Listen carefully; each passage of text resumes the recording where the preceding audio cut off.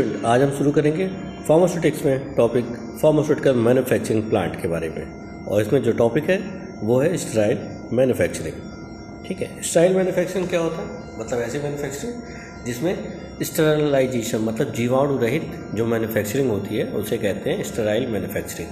ठीक है, मतलब ऐसी प्रिपरेशन बन रहे हैं, ऐसे प्रोडक्ट बन रहे हैं जिसमें जीवाणु बिल्कुल भी नहीं है, जीवाणु रहित प्रिपरेशन है। जैसे कि हमारी इंजेक्टेबल प्रिपरेशन होती है जो इंजेक्शन द्वारा सुई द्वारा दिया जाता है, पेरेंटल प्रिपरेशन जिसे कहते हैं। और दूसरा प्रिपरेशन होती है जो ऑफ्थेल्मिक आँख में डाली जाती है। ठीक है, उस तरह की प्रिपरेशन में जीवाणुओं का होना बहुत ही हार्मफुल हो सकता है, संक्रमण पैदा कर सकता है, बीमारी पैदा कर सकता है। इस वजह से इसमें जीवाणुनाशन मतलब जीवाणुनाशक तकनीकें अपनाई जाती हैं इस तरह की मैन्युफैक्चरिंग में। तो इसमें क्या क्या करते हैं ये हम पढ़ेंगे आज के आगे। ठीक है, तो चलिए शुरू करते हैं। इस कंटेंट में हम पढ़ेंगे इंट्रोडक्शन। पहले इंट्रोडक्शन क्या होता है, दूसरा लार्ज या स्मॉल वॉल्यूम पेरेंटल क्या होते हैं, फैसिलिटीज़ एंड रिक्वायरमेंट कौन कौन सी होती है इसके लिए, एनवायरनमेंट कैसा होना चाहिए, ट्रैफिक कंट्रोल मतलब लोगों का आवागमन जो होता है वो कितना कंट्रोल नियंत्रित होना चाहिए, मेंटेनेंस जो खर्चा मेंटेनेंस काम होता है और मरम्मत का काम होता है, डिसइंफेक्शन जीवाणुनाशन जो होता है, इरेडिएशन जीवाणु का पूरी तरह सफाया, और एयर क्लीनिंग हवा का जो हवा जो होती है उसको साफ़ होना भी बहुत ज़रूरी है। तो ये सारे सेक्शन हम आज के लेक्चर में पढ़ेंगे। तो चलिए पहले शुरू करते हैं इंट्रोडक्शन के बारे में। इंट्रोडक्शन में while planning manufacturing of a product, one has to take into account personal requirements, and especially personal mean for sterile preparation should be best and high integrity. They should follow strictly GMP requirement and should be trained for aseptic techniques with the help of continuous education programs. जब भी कोई manufacturing plant ये योजना बनाता है कि कोई product को मैन्युफैक्चर करना है, तब उसके लिए सबसे पहला प्राथमिक कार्य ये होता है कि जो उस काम को करने के लिए जो क्वालिफाइड पर्सन होते हैं, कुशल व्यक्ति होते हैं, उनको रखना बहुत ही ज़रूरी होता है। तो उनको उनके द्वारा ही काम कराया जाता है ये, क्योंकि और विशेष रूप से जब स्टेराइल प्रिपरेशन बन रही हो मतलब जीवाणु रहित प्रोडक्ट बनना हो, तब तो उनका क्वालिफाइड जो व्यक्ति है उसी से ही काम कराना सबसे ज़्यादा सही रहता है और सबसे सर्वोत्तम होता है। और ये जो मैन्युफैक्चरिंग प्लांट है ये गुड मैन्युफैक्चरिंग ये एक तरह की प्रैक्टिस होती है। गुड मैन्युफैक्चरिंग प्रैक्टिस जिसे कहते हैं, जीएमपी का फुल फॉर्म होता है गुड मैन्युफैक्चरिंग प्रैक्टिस। ठीक है, गुड मैन्युफैक्चरिंग प्रैक्टिस ये जीएमपी का फुल फॉर्म है। तो इसको फॉलो करना बहुत ही ज़रूरी होता है किसी भी मैन्युफैक्चरिंग प्लांट के लिए, जब भी वो कोई भी प्रोडक्ट बना रहा है। ठीक है, स्पेशली स्टेराइल प्रोडक्ट बना रहा है तब तो बहुत ही ज़्यादा ध्यान देने लायक होता है। और इसके लिए जो व्यक्ति होते हैं वो ट्रेंड होने चाहिए, ट्रेनिंग ली होनी चाहिए, एसेप्टिक टेक्निक में कैसे काम किया जाता है, एसेप्टिक रूम में कैसे काम किया जाता है, और लगातार उनको ट्रेनिंग भी देते रहना चाहिए, एजुकेशन प्रोग्राम करते रहना चाहिए ताकि वो अपडेट होते रहें टेक्निक से। जितनी भी नई तकनीक आ रही है, जितनी भी नई चीज़ें पता चल रही हैं उसके बारे में इन्हें ट्रेनिंग मिलती रहे। ठीक है, तो ये बहुत ज़रूरी है कि जो व्यक्ति है मैन्युफैक्चरिंग प्लांट जो कोई प्रोडक्ट बनने जा रहा है तो उसको बनाने के लिए जो भी व्यक्ति है वो क्वालिफाइड होना ज़रूरी है, कुशल होना ज़रूरी है, ट्रेनिंग लिया होना चाहिए। ठीक है, उसमें बहुत सारी क्वालिटीज़ होनी चाहिए, जैसे कि उसकी अच्छी हेल्थ होनी चाहिए। जो भी काम कर रहा है, जो भी इस तरह का प्रोडक्ट बना रहा है वो तो सबसे पहले स्वस्थ होना चाहिए।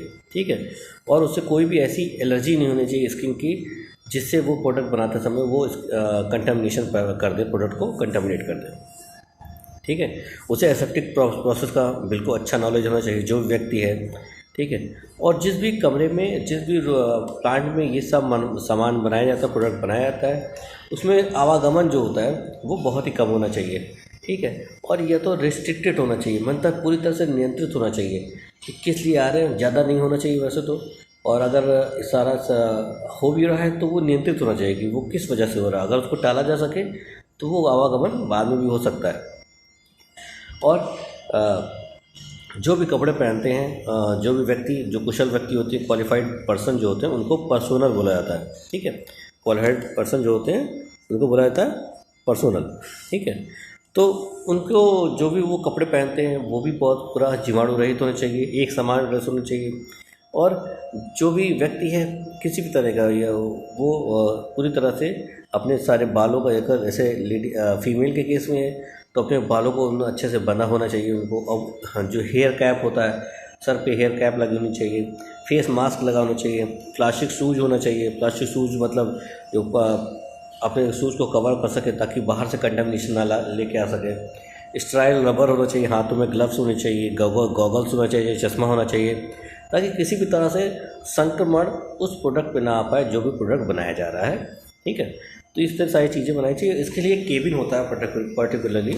जब भी कोई प्रोडक्ट एरिया में जो प्लानिंग जहाँ पे प्रोडक्शन होता है, कंपाउंडिंग एरिया में जाने से पहले ही वहाँ पे एक चेंजिंग रूम होता है। वहाँ पे ये सारे कपड़े पहने जाते हैं जो स्टाइल वाले होते हैं, जो भी प्रिपरेशन बनाने के लिए कपड़े ज़रूरी होते हैं, यूनिफॉर्म वो पहने जाते हैं। और सारे चीज़, ग्लव्स है, hair cap, mouth cap, goggles, gloves, shoes cover, सारे पहन के ही फिर केबिन में प्रवेश करते हैं। तो उसमें एक दो रास्ता होता है, एक तो बाहर से आने का, फिर उसी चेंजिंग रूम से ही दूसरा रास्ता होता है जो कंपाउंडिंग एरिया जहाँ पे प्रोडक्ट बनता है वहाँ पर खुलता है ये प्रोडक्ट। ठीक है, तो इस चीज़ का ध्यान बहुत ही देना बहुत ही आवश्यक है कि जो व्यक्ति काम कर रहा है उसका आवागमन तो कम होना चाहिए, लेकिन जो आवाग जा भी रहा है वो अच्छे से कपड़े पहन के, यूनिफॉर्म पहन के, जो भी स्टैंडर्ड यूनिफॉर्म है, गुड मैन्युफैक्चरिंग प्रैक्टिस के हिसाब से वो उसको पहन के जाना है उसके अंदर। ठीक है, और कोई भी ऐसी चीज़ें या कोई भी सामान अगर ज़मीन फ्लोर पर गिर जाता है तो उसको दोबारा उठाकर उस पर काम नहीं करना है, उसको गिरा रहने देना है, उसको लास्ट में सबसे बैठ कर उठेगा। और जो भी इक्विपमेंट है, आर्टिकल्स है, जो भी थिंग्स हैं, चीज़ें हैं, वो सब जीवाणु रहित करके ही स्टॉक केबिन पे, टेबल पे रखी रहती हैं। अगर वो ज़मीन पे गिर भी जाती हैं बाई चांस तो उसे उठाना नहीं रहता है। तो ये सब चीज़ों का ध्यान रखना बहुत ही ज़रूरी है, खासकर स्टेराइल मैन्युफैक्चरिंग में। स्टेराइल मैन्युफैक्चरिंग इसलिए ज़रूरी होती है क्योंकि कहीं से भी जीवाणु को संक्रमण हो सकता है, और ये प्रोडक्ट जीवाणु रहित मतलब बिना जीवाणु के होना बहुत ही ज़रूरी है, वरना ये बीमारी पैदा कर देंगे जब भी मरीज़ का सेवन करेगा। ठीक है, तो मरीज़ जब भी इसका सेवन करता है, कैसे से करता है? इंजेक्टेबल द्वारा, सिरिंज के द्वारा इनका सेवन किया जाता है। जनरली जो सामान्यतः स्टेराइल प्रोडक्ट होते हैं वो क्या होते हैं? सिरिंज के साथ होते हैं, सिरिंज के द्वारा दिए जाते हैं या फिर ऑप्थेल्मिक प्रिपरेशन में द्वारा दिए जाते हैं। तो इनका जीवाणु रहित होना बहुत जरूरी है क्योंकि ये बीमारी को ठीक करने के लिए दिए जाते हैं, ना कि संक्रमण पैदा करने के लिए। तो इसे ध्यान रखना बहुत ही ज़रूरी होता है। आगे देखते हैं हम लोग। अब पढ़ेंगे दूसरा हेडिंग है large and small volume parenteral. तो सबसे पहले इसमें स्टाइल मैन्युफैक्चरिंग में large and small volume parenteral आता है। ठीक है, तो the volume of injectables fluids vary greatly from fractions of millimetre to several 100 millimetre. Intravenous fluids vary from 1 milliliter to 500 milliliter or more than 500 milliliter. Intravenous fluids of 500 milliliter and above are called as large volume parenterals, जिसे short में LVP भी कहते हैं, and those of less than 500 ml are called as small volume parenterals. यहाँ पे large और small volume parental को divide किया गया है। जो स्टेराइल मैन्युफैक्चरिंग होती है इसमें दो तरह के पेरेंटल्स आते हैं। जो कि पेरेंटल्स क्या है, मतलब जो कि सीधे इंटेस्टाइन मतलब सीधे बॉडी में एब्जॉर्ब होते हैं, इंटेस्टाइन में नहीं जाते हैं। ठीक है, तो डाइजेस्टिव सिस्टम इंटेस्टाइनल ट्रैक्ट में नहीं जाते हैं, ये सीधे ब्लड में एब्जॉर्ब होकर सीधे बॉडी में थेरेपेटिक एफिकेसी दिखाते हैं।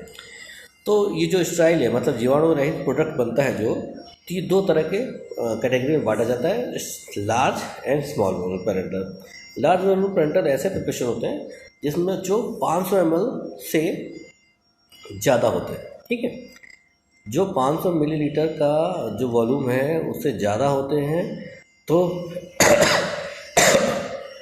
मतलब 500 ml होता ही होता है। 500 ml से लेके जितने भी 500 है, 1000 है, 2000 है, 3000 है, 5000 जितने मिलीलीटर के पेरेंटल है, मतलब जो इंजेक्शन द्वारा दिए जाते हैं वो सब लार्ज वॉल्यूम पेरेंटल कहलाते हैं।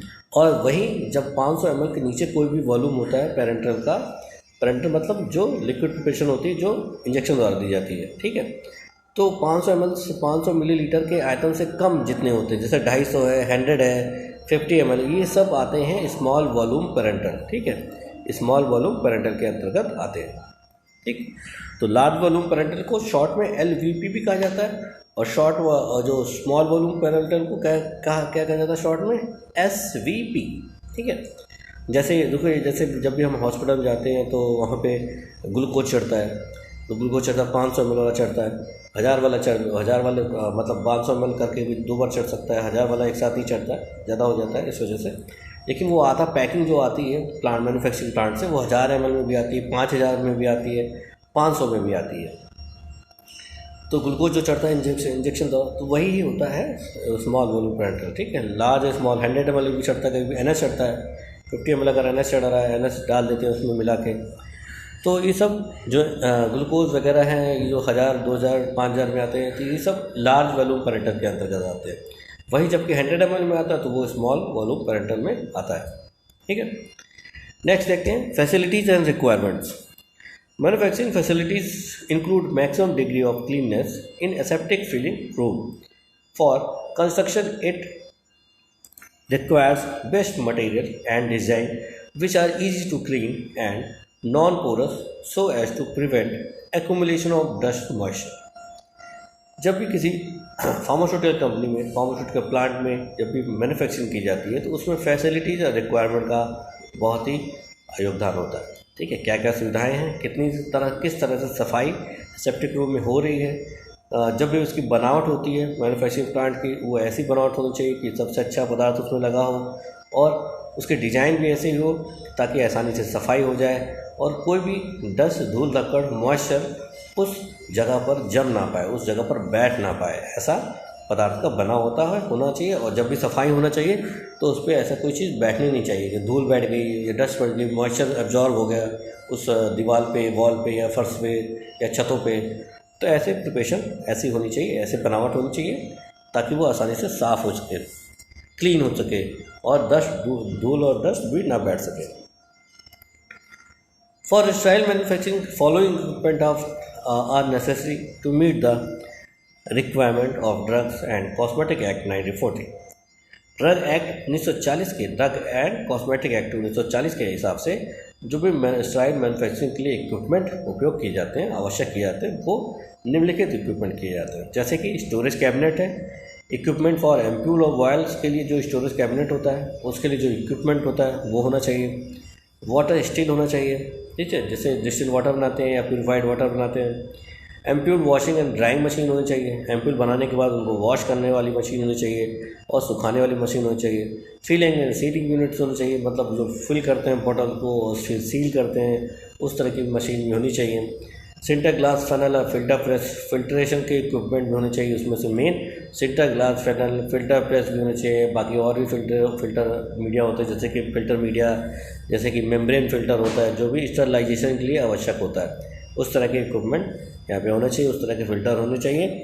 इसके अलावा स्टरलाइजेशन के लिए ऑटोक्लेव हॉट एयर ओवन ये ज़रूर होना चाहिए। और ऑटोक्लेव हॉट एयर ओवन तो ये बहुत बड़े बड़े भी होते हैं जिसमें इकट्ठा बहुत सारे सामान इकट्ठा स्टरलाइज किए जा सकते हैं। ऑटोक्लेव में हम जानते हैं कि इसमें नम विधि का प्रयोग किया जाता है, मतलब इसकी विधि जो होती है वो होती है मॉइस्ट हीट स्टरलाइजेशन मेथड, मतलब नम विधि वाली होती है। और हॉट एयर ओवन में ड्राई हीट स्टरलाइजेशन मेथड का प्रयोग किया जाता है, मतलब शुष्क हीट वाली होती है, मतलब हवा, सूखी हवा वाली, सूखी गर्म हवा होती है इसमें।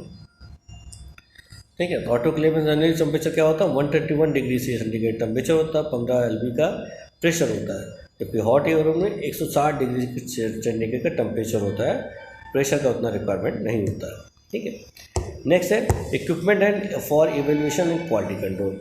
और जो भी प्रोडक्ट बनता है उसका इवेल्यूएशन, उसका मूल्यांकन के लिए, उसकी क्वालिटी कंट्रोल के लिए कि क्वालिटी कैसी है उसकी नियंत्रित करने के लिए इक्विपमेंट भी होना बहुत ज़रूरी है। इसके बाद आता है लेबलिंग एंड पैकिंग। जो प्रोडक्ट बन जाता है उसकी लेबलिंग और पैकिंग कैसे हो रही है, सही से हो रही है, इसके लिए भी अलग से लेबलिंग की यूनिट होनी चाहिए जहाँ पे प्रिंट छपता है, जो लेबल का प्रिंट होता है वो छपता है और उसका प्रिंट बनाया जाता है, उसका एक सेक्शन होता है। और पैकिंग यूनिट अलग से होती है जहाँ पे वो जो स्टिकर बनाया जा रहा है, लेबल बनाया जा रहा है, जो प्रिंटिंग हो रहा है वो बोतल पे चिपकाया जाता है। तो इसके लिए भी ये सारी यूनिट्स मैन्युफैक्चरिंग प्लांट में जरूर होनी चाहिए, खास करके स्टाइल मैन्युफैक्चरिंग प्लांट में तो बिल्कुल ही होनी चाहिए, अलग होनी चाहिए।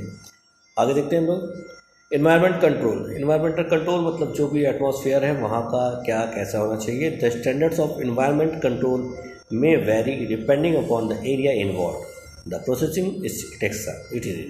it requires good environmental control prior and during processing. ठीक है, तो environmental control standard environmental control होना चाहिए और ये एरिया के हिसाब से होना चाहिए, मतलब जिस एरिया में ज़्यादा इन्वायरमेंट की सतर्कता होनी चाहिए उस पर ज़्यादा होना चाहिए, इस पर कम होना चाहिए उस पर कम हो सकता है, कोई इशू नहीं, लेकिन बहुत उस पर बहुत ज़्यादा ध्यान रखना पड़ता है, उस पर ज़रूर होना चाहिए स्टैंडर्ड इन्वायरमेंटल कंट्रोल। मतलब हवा इधर उधर से नहीं आ रही, फिल्टर से होके आनी चाहिए हवा, और लोगों का आवागमन थोड़ा नियंत्रित होना चाहिए, बार बार नहीं जाना चाहिए। ठीक है, तो ये सब हम आगे पढ़ते हैं। जैसे कि उसमें आता है ट्रैफिक कंट्रोल। ट्रैफिक कंट्रोल क्या होता है? Environmental control can be maintained easily if there is no in and out traffic of supplies and persons. They should be permitted to enter aseptic areas only after following the prescribed procedures, such as changing of clothes, washing their hands, putting on gloves, shoes, hats, and face masks. Once they enter the aseptic area, they are not permitted to move out of the area till the manufacturing cycle is completed. Unauthorized person should not be permitted into the aseptic area. यहाँ पे हम देखते हैं जो traffic control होता है environmental control के अंतर्गत आता है, जिसको आसानी से नियंत्रित होना चाहिए, मेंटेन होना चाहिए, और जो इन लोगों प्रवेश करते हैं और लोग जो बाहर जाते हैं, कोई भी लोग जो क्वालिफाइड पर्सन्स हैं, पर्सोनल या फिर कोई सप्लाई सामान आता है अंदर या बाहर जाता है, उस पर पूरी तरह से नियंत्रण होना चाहिए। बार बार सामानों का या किसी पर्सन्स का आवागमन नहीं होना चाहिए, केवल और केवल एक बार ही होना चाहिए और बहुत ही कम आवागमन होना चाहिए अगर बहुत ही ज़रूरी है तो। और ये प्रिस्क्राइब प्रोसीजर जो भी गुड मैन्युफैक्चरिंग प्रैक्टिस के हिसाब से होता है वैसे ही होना चाहिए। इसके अलावा जो कपड़ों का चेंजिंग क्लोथ्स होता है, मतलब कपड़ों का चेंज होता है, बदलता है, वॉशिंग हाथों का धुलना होता है, ग्लव्स का पहनना होता है, शूज़ का पहनना, हैट का टोपी का पहनना और फेस मास्क पहनना, ये सारा इन्वॉल्व होता है। और जब कोई व्यक्ति एसेप्टिक एरिया में प्रवेश कर लेता है तो उसको बाहर जाने की इजाज़त नहीं होती है जब तक कि पूरी एक मैन्युफैक्चरिंग साइकिल, मतलब प्रोडक्ट का जो साइकिल होता है पूरा, वो कंप्लीट ना हो जाए, पूरा ना हो जाए। मतलब जो भी प्रोडक्ट बनना है वो पूरा बन ना जाए तब तक कि जो प्रवेश कर गया है उसको जाने की इजाज़त नहीं होती है। और इस पर बहुत पूरी तरह से नियंत्रण होना चाहिए और बिना किसी ऑथराइज पर्सन को, तो मतलब अनऑथराइज पर्सन है उसकी तो एंट्री बिल्कुल नहीं होनी चाहिए उस एसेप्टिक एरिया में जहाँ भी प्रोडक्ट बनने वाला है और या बन रहा है, वहाँ पर केवल ऑथराइज पर्सन ही प्रवेश कर सकता है। और इस पर पूरी तरह से अनऑथराइज पर्सन पे पूरी तरह से प्रतिबंधित होना चाहिए, चाहे वो किसी अदर स्टाफ का ही हो, सेम कंपनी का हो, लेकिन उस जो पर्टिकुलर प्रोडक्शन एरिया से संबंधित व्यक्ति हैं उन्हीं का ही प्रवेश उसमें अनुमति होती है, अदरवाइज़ किसी की प्रवेश की अनुमति नहीं होती, वर्जित होती है, तभी कंटामिनेशन रुक पाता है। आगे देखते हैं मेंटेनेंस का काम कैसे होता है। Maintenance generally cleaning is done at the end of working day और during night. It includes all the surface like ceiling, walls, floor, counter equipments etc. Cleaning should never be done just prior to the beginning of the production process so as to permit the settling of dust from air. जो maintenance काम, मरम्मत का काम होता है या सफाई का काम होता है वो केवल काम करने के पश्चात ही होना चाहिए। मतलब जिस दिन काम हो रहा है वो काम ख़त्म हो जाता है लास्ट में, या शाम तक ख़त्म हो गया या रात में ख़त्म हुआ तो रात में सफाई होनी चाहिए, और अगर रात में शाम देर रात तक ख़त्म हुआ तो रात भर सफाई हो जानी चाहिए। और जैसे कि सफाई कहाँ कहाँ होनी ज़रूरी है, जैसे सीलिंग है, छत है, दीवारें हैं, फर्श हैं, काउंटर्स हैं, इक्विपमेंट्स हैं, इत्यादि जगहों पर अच्छे से सफाई होनी चाहिए।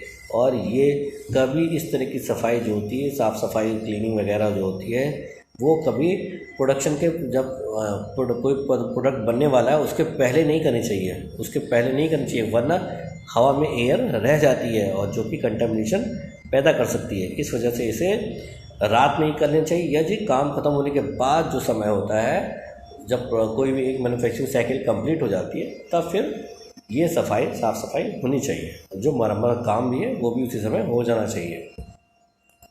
नेक्स्ट सेक्शन है डिसइंफेक्शन का सेक्शन।